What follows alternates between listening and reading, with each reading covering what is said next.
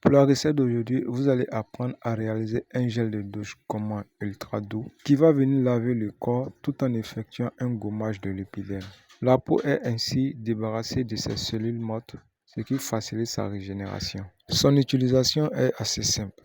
Vous l'appliquez sur une peau humide, vous effectuez des mouvements circulaires, ensuite vous rincez à l'eau claire. Suivez la vidéo jusqu'à la fin car la formulation de ce gel de douche est très simple avec uniquement que 2 ingrédients. Alors pour réaliser ce gel de douche comment, nous allons utiliser une base de gel de douche. Voilà comment cette base de gel de douche neutre se présente. C'est un gel de douche neutre à la glycérine qui vous permet de réaliser tout type de gel de douche. Son utilisation est très simple pour réaliser de magnifiques gels de douche. Que vous soyez un débutant dans la cosmétique ou un expert, il vous facilitera la formulation de vos différents gels de douche. C'est une base de gel de douche très doux, sans sulfate, qui n'irrite pas la peau, qui n'assèche pas la peau. Cette base de gel de douche a un avantage. Il vous permet de ne plus utiliser le Tanzagex, le Texapon, le SLS, le SLES pour réaliser vos gels de douche. Voici un autre exemple de gel de douche que vous pourrez réaliser avec cette base de gel de douche. C'est un gel de douche huileux, crémeux qui va laver et nourrir la peau tout en douceur. On fera une vidéo sur comment réaliser ce type de gel de douche en utilisant la base de gel de douche à la glycérine. Comme d'habitude, nous vous présentons nos 2 livres sur comment maîtriser la fabrication des savons saponifiés à froid. Nous avons également notre livre sur comment maîtriser la bonne utilisation et le bon dosage des principes actifs éclaircissants en cosmétique. Il sera disponible la semaine prochaine. On continue avec la réalisation de notre gel de douche gourmand. Pour ce faire, nous allons utiliser des grains de noyau d'abricot. En lieu et place des grains de noyau d'abricot, vous pouvez utiliser d'autres grains comme le grain de noyau d'avocat. Ici, j'utilise des grains très fins pour que ça puisse bien gommer sans pour autant blesser la peau. Ici, j'ai pesé environ 60 g de gel de douche de base neutre à la glycérine, à laquelle j'ai ajouté environ 3 g de noyau de grains d'abricot. Vous pouvez ajouter la quantité de grains d'abricot que vous souhaitez. Plus vous allez ajouter des grains de noyau d'abricot, plus le gel sera gommant. Comme je l'ai dit, avec 2 ingrédients, vous pouvez réaliser de magnifiques gels de douche gommants. Ici, j'ai utilisé uniquement la base de gel de douche neutre à la glycérine, à laquelle j'ai ajouté des grains de noyau d'abricot. C'est aussi simple que ça. Que vous soyez un débutant, un expert, vous allez pouvoir réaliser à partir de cette base-là de magnifiques gels de douche adaptés à tous les types de peau. À présent, on va améliorer la formulation de notre gel de douche comment. On va apporter un principe éclaircissant, ainsi on aura un gel de douche gourmand éclaircissant. Ici, le principe actif éclaircissant qu'on va utiliser est le Giga White. Le Giga White est un principe actif éclaircissant qui va permettre d'unifier et de clarifier la peau. Surtout, il permet de lutter contre les taches hyperpigmentaires au niveau de la peau. Alors, pour vraiment bénéficier des différentes propriétés du Giga White, il faut respecter les différents critères de son utilisation. C'est très important. Donc, il faut respecter son pH d'utilisation qui varie entre 4 et 6.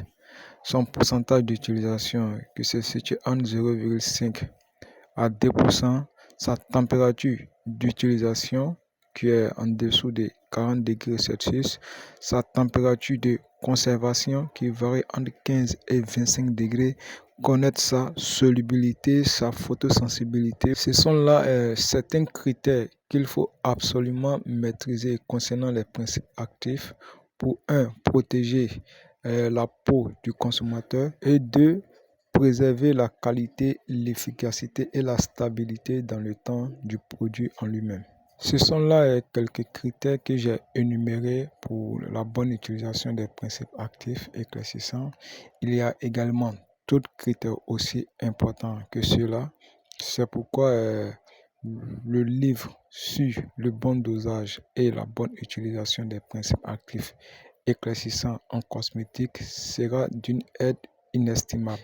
Ce livre sera disponible la semaine prochaine. Il va vraiment vous permettre de franchir un cap, de prendre en compte des éléments ô combien importants pour la réussite des différentes formulations en produits cosmétiques. Donc, après ajout de notre principe actif, en l'occurrence le Giga-White, vous obtenez votre gel de douche gommant et éclaircissant. Une utilisation de ce gel de douche 1 à 2 fois par semaine, en fonction de la sensibilité de votre peau bien sûr, va permettre de gommer la surface de votre peau, donc éliminer les cellules mortes de la peau. Cela va permettre la régénération de votre peau, donc vous vous retrouvez avec une peau beaucoup plus belle, beaucoup plus lisse. À cela viendra s'ajouter l'action du Giga-White qui va venir clarifier, unifier votre teint et aider à estomper les taches hyperpigmentaires de la peau. Comme je l'ai dit pour les prochaines vidéos, vous allez apprendre à réaliser un gel de douche huileux en utilisant bien évidemment la base des gels de douche neutre à la glycérine avec uniquement 2 ingrédients. Comme vous pouvez le constater sur cette vidéo, ça c'est un exemple de gel de douche huileux. Ici on a pris le gel de douche de base neutre à la glycérine à laquelle nous avons ajouté uniquement de l'huile de tournesol. Donc vous pourriez réaliser avec cette base des gels de douche en ajoutant par exemple l'huile d'avocat, l'huile d'amande douce, l'huile d'argan ou bien encore combiner différentes huiles pour apporter des propriétés vraiment intéressantes à la peau. Aussi, si vous avez des enfants à des âges très bas, vous pouvez confectionner à partir de cette base-là des gels de douche adaptés pour tout petits, que ce soit les bébés, les enfants, les personnes qui ont la peau sensible. Voilà, c'est le gel de douche dans lequel vous pouvez intégrer des huiles sera bénéfique pour la peau. Comme j'aime à le dire, la cosmétique est une science qui évolue et à chaque fois on cherche à atteindre la perfection, à mettre en avant la protection du consommateur, la sécurité du consommateur. Donc, pour la formulation de vos différents gels de douche, il faut absolument éviter l'utilisation des tensioactifs actifs qui contiennent du sulfate. Le sulfate est très asséchant et très irritant pour la peau et les cheveux.